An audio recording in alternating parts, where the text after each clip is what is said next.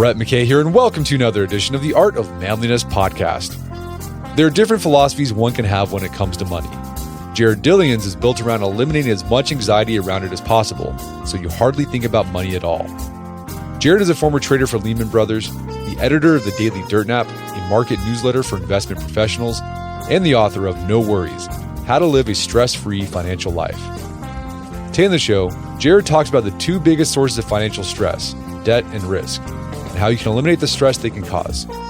We discuss how three big financial decisions, buying a car, buying a house, and managing student loans, ultimately determine your financial health, and how to approach each of them in a stress-eliminating way.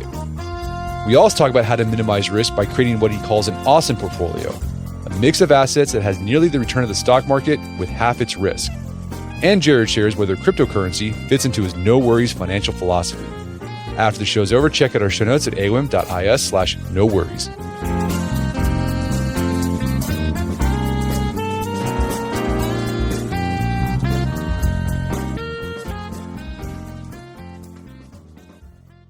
All right, Jared Dillian, welcome to the show.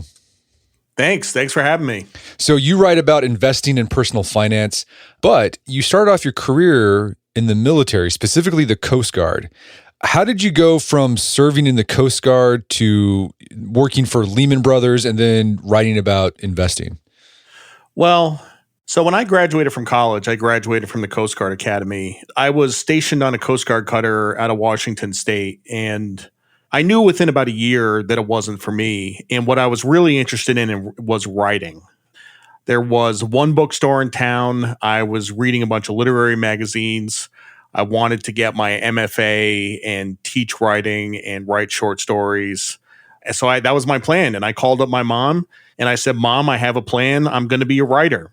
And she said, "That is the dumbest idea I have ever heard." So she recommended that I make some money first. So I also was interested in finance. And I started really getting interested in finance around age 23. And I applied to business school. I went and got my MBA at the University of San Francisco. My first job in the markets was on the floor of the P-Coast Options Exchange in San Francisco. And I went from there to Lehman. I was head of the ETF trading desk at Lehman. And then ultimately I came full circle. I started writing a financial newsletter, and I published my first book in 2011. Okay, I love it. So mom said that's a bad idea, but then you found out a way to show up mom. Like, no, it's a great idea, mom. And I actually ended up getting my MFA last year at the age of 49. So, and it's funny how you got that job. You talk about it in your book. We're going to talk about it today. The book is called No Worries. The job at Lehman, you just kind of showed up for that. It happened kind of by accident, but kind of not. Well, I mean, I was interviewing at pretty much all the banks. Lehman had a culture that I fit in with pretty well. You know, to say they were entrepreneurial would be an understatement. It was very scrappy sort of culture. And this idea that you would have this working class kid from the military that was smart and fast and motivated, I fit in perfectly at Lehman Brothers. It was the best place for me. And it was a great place to work. I mean, you know, the name Lehman is kind of odious because of what happened in the financial crisis. But I can tell you that the people I worked with was phenomenal, and it was a great place to be. So in your new book, No Worries, this is a general personal finance book. You talk about investing, but it's just about finances in general, specifically how not to be stressed out about your money. I'm curious, was there a time in your life when you were under financial stress? There's really only been two times. And one of them was that when Lehman went bankrupt. You know, I had a lot of company stock that got vaporized, went to zero, lost about $500,000 with that. And also, you know, I was invested in the market and the market went down. So I got cut in half in the financial crisis, which wasn't catastrophic, but it did cause me a lot of stress. And there was another time in 2017, you know, I still trade. I invest for myself. And I got myself in this trade betting that Canadian interest rates would go down. And I was so confident that I put on this trade in just massive size, and then it went the other way. So pretty much for all of 2017, I was miserable. I was absolutely miserable. So really what I talk about in the book is the idea that there's two sources of financial stress. One is debt and the other is risk. And I've never really had any debt stress. I've always been very averse to debt, but I have had risk stress at a couple points in my life. What's life like when you're under financial stress? It's, you know, financial stress is one of these things that is avoidable. There's very few natural disasters. And the problem with financial stress is that it compounds other kinds of stress. So if you have marriage stress, if you have kid stress, if you have work stress, and then you throw financial stress on top of it, it makes everything worse. And during those periods of time when I was experiencing financial stress, it consumed my thoughts. It was all I could think about. It was the first thing I thought about when I woke up in the morning, the last thing I thought about when I went to bed. It made me grumpy. It made me irritable. It made me difficult to be around. Those are the types of things that happen when you have financial stress. And is the opposite of financial stress, you're just not even thinking about money at all? That is the opposite. And the goal really is to just not think about money ever, ever. Like if you go out to lunch and it costs $25, you put down your credit card and you don't think about it and it doesn't turn into this huge decision. Like at every point in your life, you just don't think about money. And it is the best place to be. So you mentioned the two sources of financial stress are debt and risk. And we're going to talk more about these here in our conversation.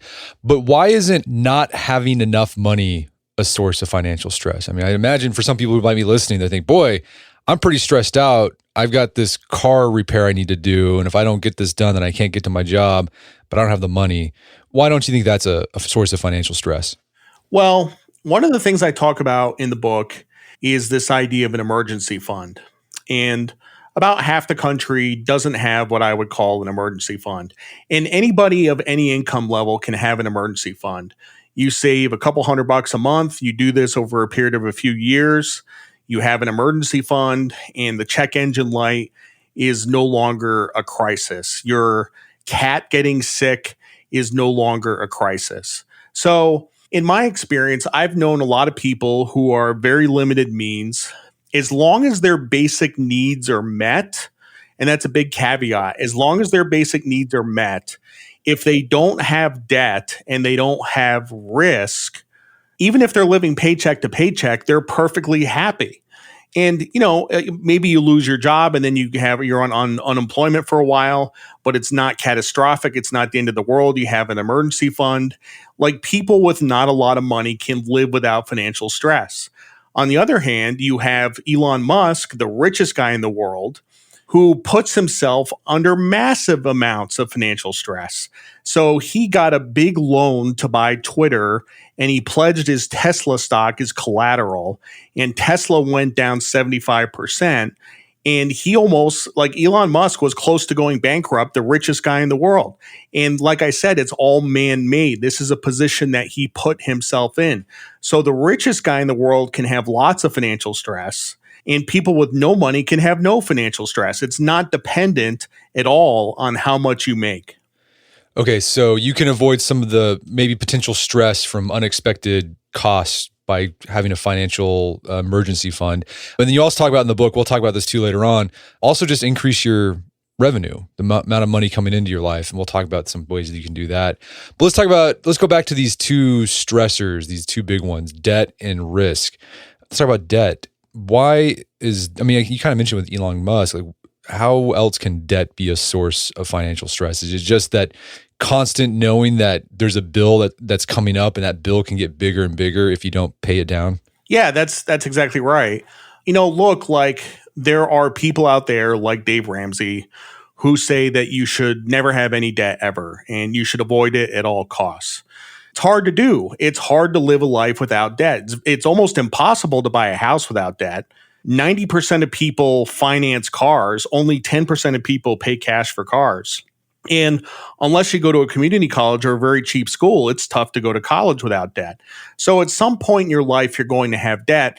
It's really about how you manage it. But that stress Like even for me, like a mortgage is a very, I don't want to say safe form of debt, but it's lower risk than other forms of debt. But even a mortgage can cause stress. And if you have a mortgage on your house, guess what? You don't really own your house. The bank owns your house. This happened to me about 7 or 8 years ago. I had a car. I bought a Toyota Highlander and I got a car loan from USAA, and it was a 5-year car loan. And once I got done paying it off, I got this envelope in the mail from USAA, and I opened it up and it was my title. And I said to my wife, I was like, why do I have my title in the mail? And she said, well, the bank has it as long as you have a loan. And it occurred to me, if you have debt on a piece of property, you don't really own it, you know? So, you should pay down your mortgage as quickly as possible, because there is nothing better than owning a house free and clear, where there is no encumbrance at all. The bank does not own it, you own it. And no matter what happens to you, whether you get sick or you get an injury or you get laid off from work or something terrible happens, they cannot take the house away from you. They cannot take the car away from you. You don't have debt on something, you own it, not the bank. Well, that idea of paying off your mortgage as quickly as possible, that's a hot take in personal finance world, because you'll have people who argue, well, that's a dumb move because your home loan might be a low interest rate. If you got it, 10 years ago, 3%, 3.5%, they would say you'd be better off, instead of paying off that loan, that mortgage, investing that, because the return rate in the stock market is like 7 or 8%. Why don't you buy that argument? So this is the number one question I get. I get this question all the time. And really it's a decision theory problem. So if you pay down a 4% mortgage, you earn a certain 4%. It's like making 4%. If you invest in the stock market, you earn an uncertain 9%. Right? So do you want to earn a certain 4% or an uncertain 9%? And, the 9% return, you can have big up years, you can have big down years. In the down years, you're going to have losses and you're going to have debt. The point is, that is the path that contributes to the most financial stress. And let's say, once every 30 or 40 years, we have one of these bear markets where the stock market is down 50%. Like, that is going to cause you a massive amount of stress. The other thing I would add is, I don't really look at things in terms of interest rates. I look at things in terms of dollars paid in interest. So the house that I'm living in now, I bought in 2015. I paid it off in 2018. Over the first 3.5 years of the mortgage, I added up all the interest I paid. I paid $70,000 in interest over the first 3 years of the mortgage. And as you know, all the interest is front loaded. So I'm thinking to myself, $70,000 is a lot of money. What could I have done with that money other than paying interest? I could have taken vacations. I could have done something else. Who knows? But I paid $70,000 in interest. So, if you look at a car loan that is a super long-term car loan, like an 84, 96-month car loan, then you are going to pay on a $60,000 car, you are going to pay $30,000 or $40,000 in interest over the life of the loan. Interest rate doesn't matter. That puts things in perspective. Speaking of home mortgages, do you have any advice on structuring a mortgage? Is there an ideal mortgage you should get? And then with the paying it down quickly, are there some mortgages or some banks that penalize you for paying down early, or is there certain ways to do that so you don't get hit with any fees that you might not know about? Well, first of all, in terms of buying a house, the U.S. is the best country in the world because we have fixed rate mortgages for the most part. You can get an adjustable rate mortgage, and those make sense sometimes. But in most places in the world, mortgage rates float, especially in Canada, and they're dealing with this right now. Interest rates went up a lot. Houses were already very expensive, and Canada is suffering right now because of interest rates going up. So we have fixed mortgage rates here in the U.S. You can get a 15-year mortgage or a 30-year mortgage. 15-year mortgages are generally better. The payments are bigger, right? So you have to be able to afford the cash flow on the payment. but you're paying a lot less in interest and you're going to own the house a lot quicker. But if you want to get a 30-year mortgage, what I say is that you should be able to afford a 15-year mortgage and you can still get a 30-year mortgage. So you should at least be able to afford the 15-year mortgage. If you can't, it means you're buying too expensive of a house. And in terms of prepayment penalties are very rare in the United States. Most conforming mortgages don't have them. What I tell people is review the loan documents before you sign them. Ask the banker straight up, are there any prepayment penalties? Prepayment penalties only exist on about 2% of mortgages in the United States.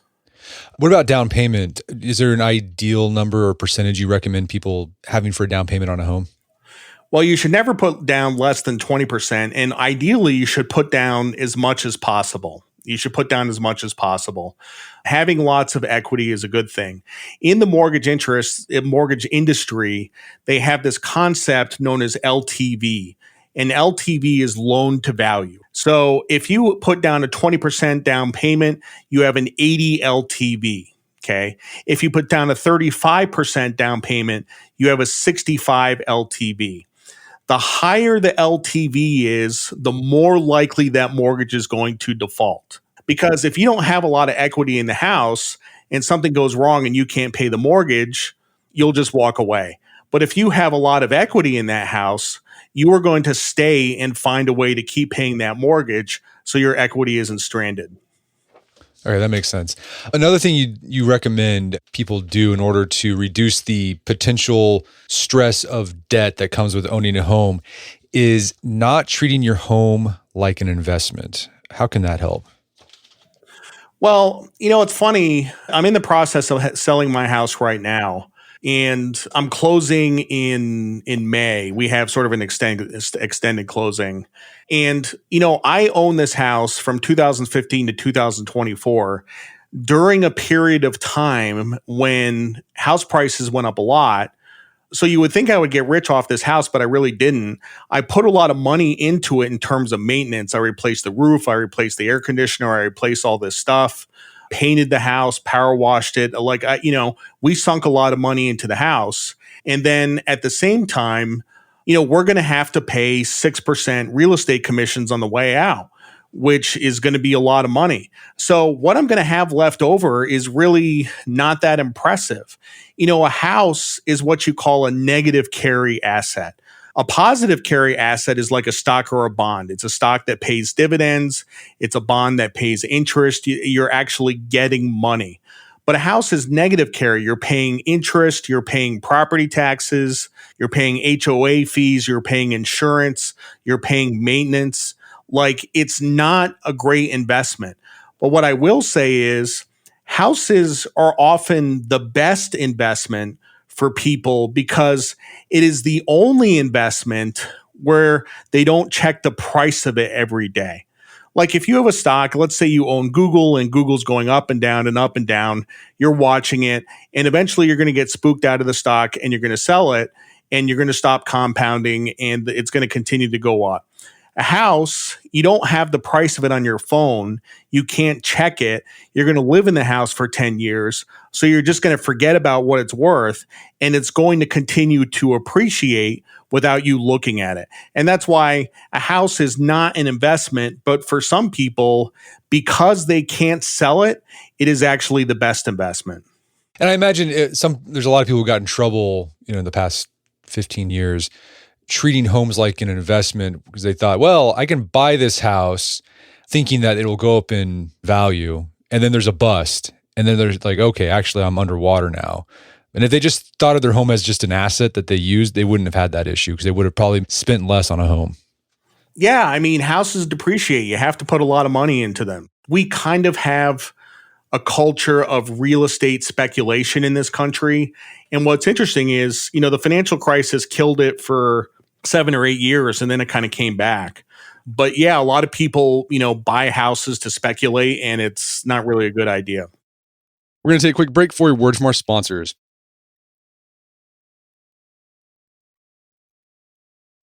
And now back to the show. So you mentioned another big purchase that often requires a loan, cars. Any ways that people mess up car buying that causes financial stress due to debt?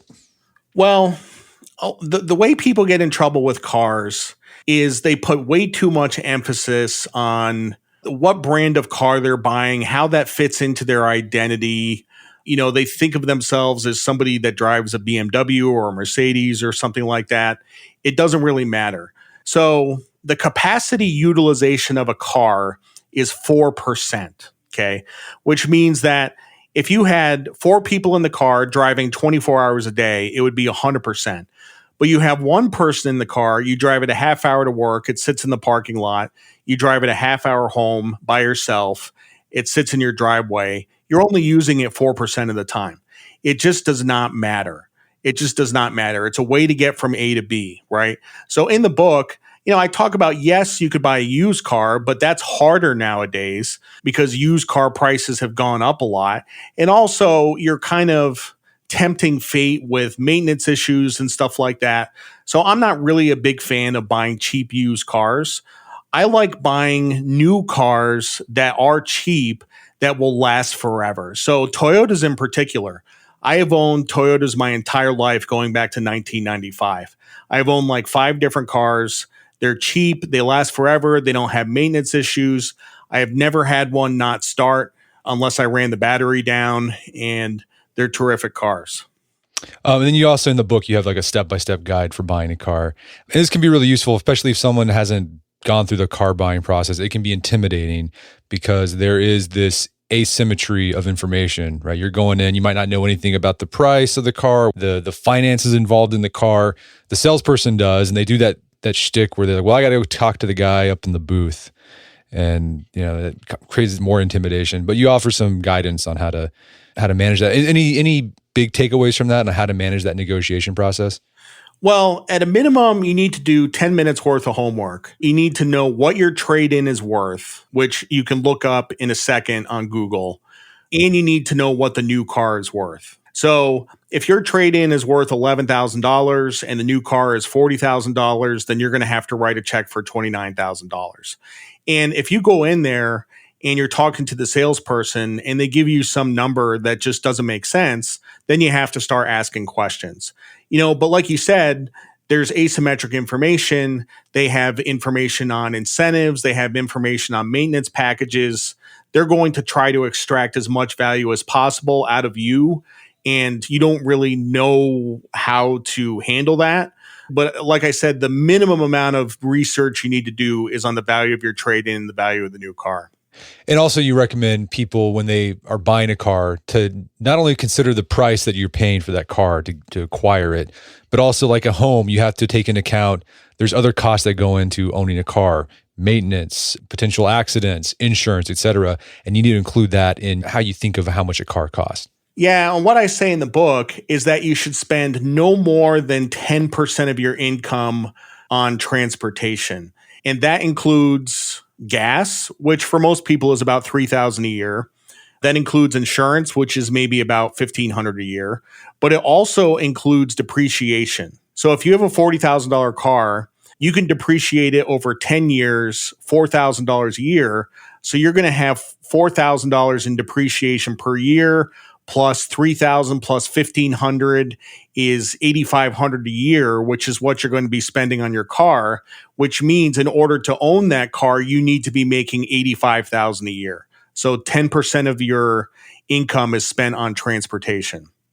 Another big purchase that people will make during their lifetime that you probably have to take out debt for is college education. Anything that people can do to reduce the stress of debt that comes from getting a college education? Well, college education, college financing it's really terrible what's happened. So basically, the biggest problem that we have today is that there was a law signed in 2009 which allowed something called income-based repayment plans. So let's say you spent $100,000 going to school, you borrowed $100,000, and your payment would ordinarily be $1,200 a month. But what the government does is they say, look, like you're making $45,000 a year, so we're going to means test this. and you only have to pay $300 a month. And a lot of people say, cool, my loan payments are only $300 a month. But the problem is that you're not paying the full payment, and the part that you're not paying is being added on to the back of the loan. So I'm sure you've had this experience online or on Twitter or something where you see somebody complaining about their student loans and they say, I started out with $70,000 in loans and 15 years later I have $100,000 and this is terrible. So what's going on here is that they signed up for an income-based repayment plan. They're not paying the full amount, and the amount of the loan is growing over time. So if you are under an income-based repayment plan, you have to pay more. You have to aggressively pay down the loan. So even if you only owe $300 a month, that's a check you have to write. You need to be paying $600 a month or $800 a month just to pay that loan balance down. So the takeaway there, pay down your loans as quickly as possible. And you got to remember too, if you're on one of those income-driven repayment plans for your student loans, you may not only not be paying down the principal, you may not even be paying off the interest on your loan each month, or the full interest. So the interest just keeps accruing, your debt will keep growing, even though you're making monthly payments. And the thing about student loan debt, you can't discharge it in bankruptcy. You're stuck with it until you're dead. Yeah, I mean, the goal should really be to pay it off in 5 years. And you have to think about this before you go to college. Like, you have to know what you're going to spend, and you should have some idea of what you're going to make when you graduate. And if you can't pay it off in 5 years, then you need to go to a cheaper school. Okay, so the big takeaway for reducing the stress of debt, you have to take on debt. There's purchases in life you can't make without debt. It's pretty much impossible to do. But take on as little as you can and then pay it down as quickly as possible. Would that be kind of the two big principles? That's exactly right. Yep. But the thing is, when people hear that, they think, okay, I got to aggressively pay down my debt. In order to do that, I got to get really frugal. I got to scrimp and, eat beans and rice. But in the book, you talk about this whole idea of being hyper frugal, extremely frugal in order to reduce financial stress actually just makes you more financially stressed. How so? Well, what we have in the United States is we have big personal finance. We have a personal finance industry, okay? Whether it's Dave Ramsey or Susie Orman or whoever else, the Millionaire Next Door book, all this stuff. We are taught that the path to wealth is through cutting expenses, right? Like, if you live in a 1,200 square foot house, if you have one $99 suit, if you buy a 14-year-old Chrysler Sebring that smells like cigarette smoke, if you do these things and you live this life of austerity, then you can get to $1 million. And it's true. Like, the math checks out. You can get to $1 million if you do this, but you are going to be miserable. And it puts you in a position where you are obsessed. This is kind of what we talked about at the beginning of the show. You are obsessed with money. Every financial decision becomes this crisis or this huge decision, and it's a terrible way to live your life. So basically, the whole premise of the book is that the little things, whether it's lunch or coffee or clothes or stuff like that, the little things do not matter at all. It's the big things. It's your house, it's your car, and your student loans, and it's really nothing else. And if you get those three things right, if you don't screw up those three decisions, then you can spend $25 on lunch without breaking a sweat. It's really not that hard. Yeah. I imagine there's some people out there who get off on the austerity. Like, they actually enjoy clipping coupons. They get a rush out of it. But they might be making their family miserable. Like, it stresses their kids out because they see mom and dad just obsessed with money all the time. I grew up in Connecticut, and, Connecticut culturally is kind of an interesting place because, Connecticutians are known as nutmeggers. It's kind of a derisive term in Connecticut. A nutmegger is somebody who is cheap and clips coupons and stuff like that. And I grew up in a family like that. Like, we used to get if we got a piece of mail, we used to check to see if the stamp was hit by the canceling stamp. And if we got a piece of mail where the stamp wasn't touched, then we would cut it out and save it and glue it on another envelope. And it was the best thing in the world because we saved 29 cents. That was the environment that I grew up in. it just does not matter. These things do not matter at all. Okay, so being too austere, that can make you stress out even more when you're trying to reduce financial stress. So what should the mindset towards money be that you're striving for? It's really about balance. It's about balance. Just as it's possible to spend too much money, it is also possible to spend too little money. Now, if you spend too little money, you're never going to go bankrupt. You're not going to have these financial problems. But what's going to happen is it's going to harm your relationships with other people. And I'm sure you know somebody in your family or a friend that is really, really cheap and they never take out their wallet to pay the bill for dinner and they don't give gifts at Christmas and they do all this stuff. And they're just hard to be around. It's hard to have a relationship with these people, so on one hand, the people who spend too much, they can affect their financial well-being. The people who spend too little, it affects their relationships with other people. So how do you know, okay, so let's say someone's listening and maybe they've got a mortgage, they've got a car payment, maybe they're paying down some student loans. How can you take this approach to money where you're not focusing so much on the little things, like, giving up a coffee or whatever, while still trying to aggressively pay down this stuff you've got on your plate? Well, I will say that there's two phases of life. And in the first half of your life, you're in accumulation mode where you're working, you're saving, you're paying down debt, and you're investing. And you do that till about age 45. And then at age 45, you're in decumulation mode.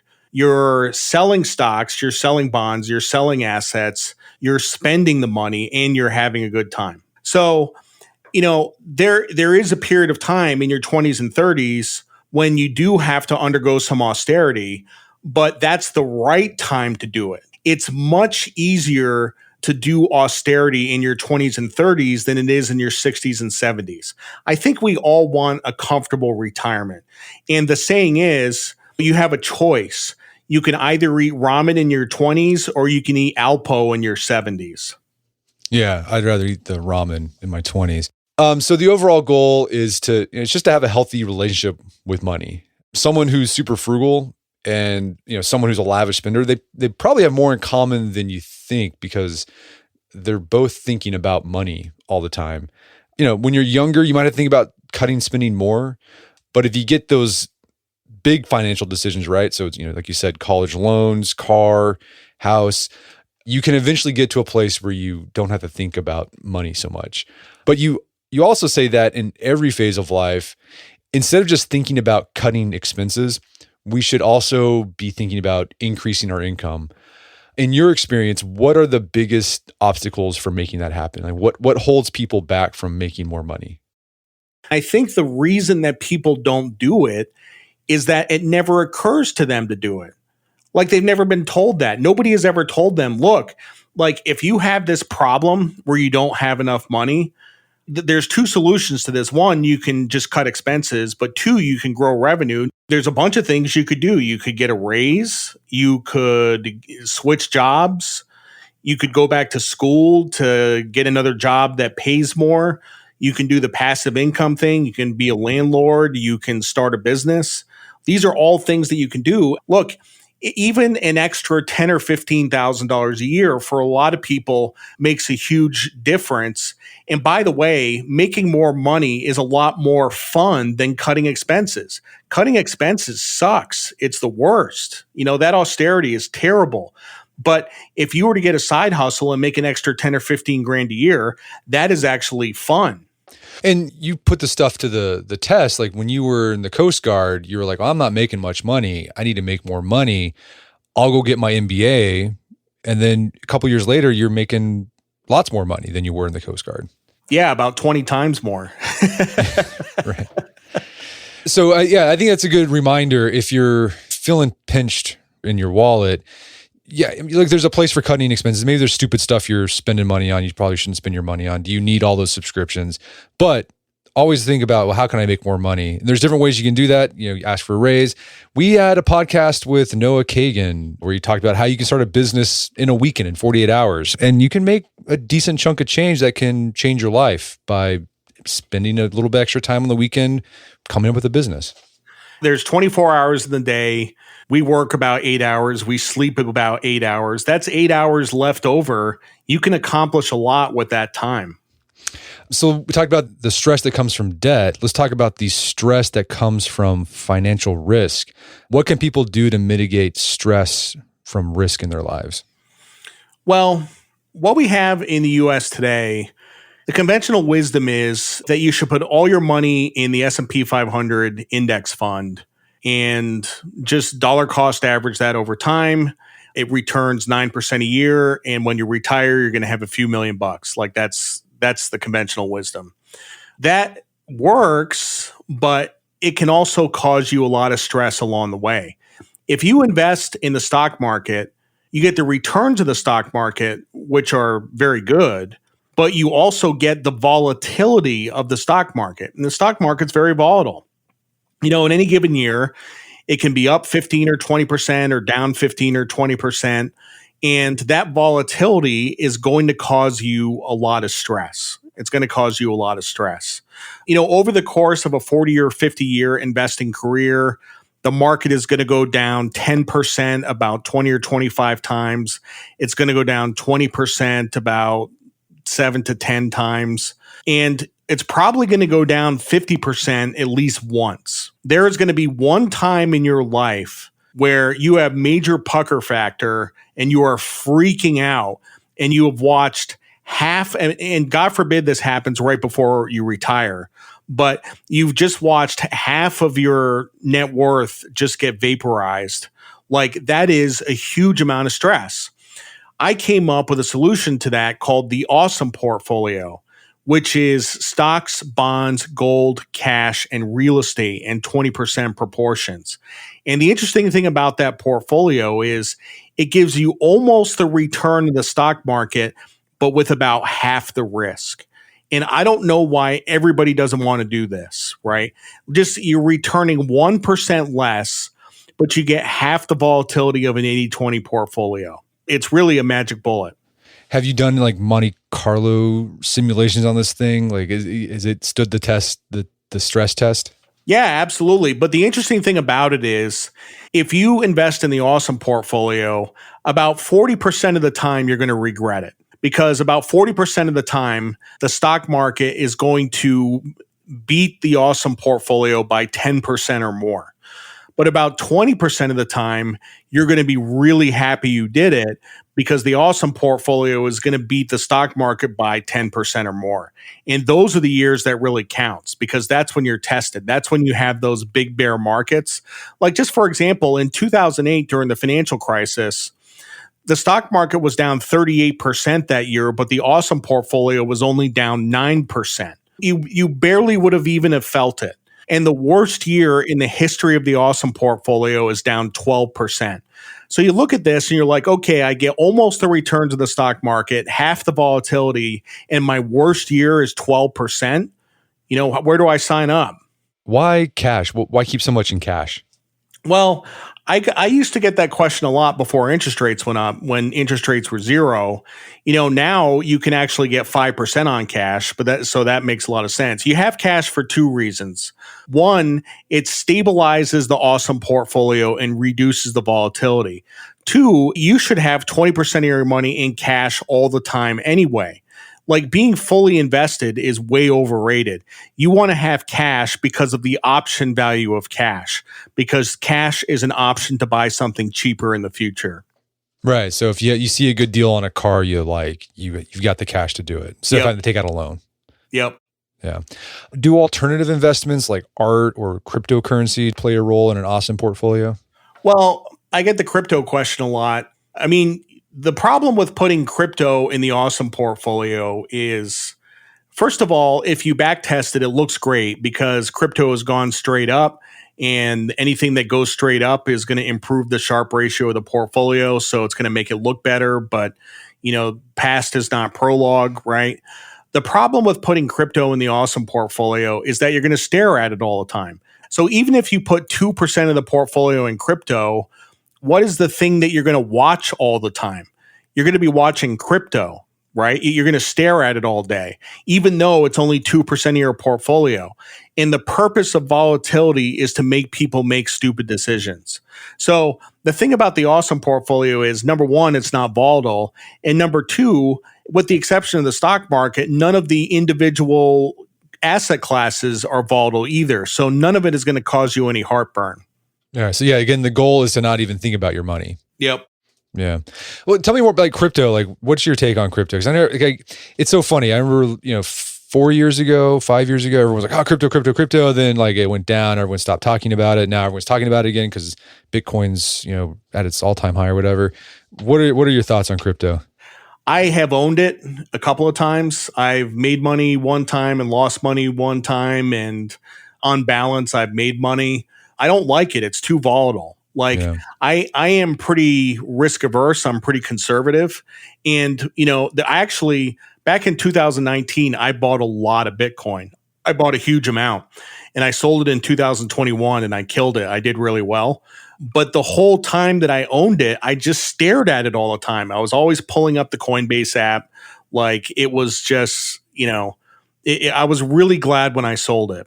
Yeah, you became like a coupon clipper, a reverse coupon clipper. Yep. Yeah, just constantly thinking about it. Well, Jared, this has been a great conversation. Where can people go to learn more about the book and your work? The book is on Amazon or any place it's on Barnes & Noble. It's everywhere. My personal finance website is jareddillianmoney.com. Right on the landing page, you can sign up for a free newsletter. You get my thoughts on personal finance every week. You can follow me on Twitter at DailyDirtNap. And yeah, that's pretty much it. I just hope you get the book. It's been a life-changing book for a lot of people. Fantastic. Well, Jared Dillian, thanks for your time. It's been a pleasure. Thank you. My guest today was Jared Dillian. He's the author of the book, No Worries. It's available on Amazon.com and bookstores everywhere. You can find more information about his work at his website, jareddillian.com. Also check out our show notes at awim.is/no worries, where you can find links to resources when we delve deeper into this topic.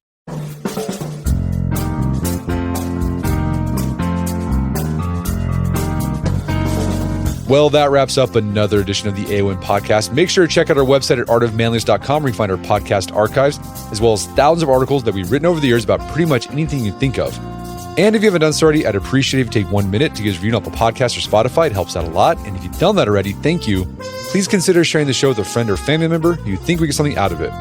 As always, thank you for the continued support. Until next time, it's Brett McKay, reminding you to not listen to the AOM podcast, but put what you've heard into action.